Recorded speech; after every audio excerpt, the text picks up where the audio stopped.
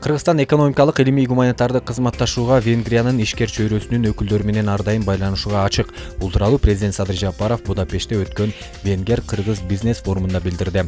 Президент өз сөзүндө Кыргызстан укмуштуудай кооз, таза жаратылышы бар өлкө экендигин, анын аянтынын 94%ын тоолор түзөрүн айтты. Өлкө туризм тармагында эбегейсиз дараматка ээ жана жылдан жылга көптөгөн европалык туристтерди кызыктырып жатат. Мен өлкөнүн туризм тармагындагы инфратүзүмдүк долбоорлорду ишке ашырууга, атап айтканда лыжа базаларын, мейманканаларды куруу, ден соолукту чыңдоо мекемелерин реконструкциялоо жана башка долбоорлордо активдүү кызматташууга чакырам, деди Кыргызстандын президенти.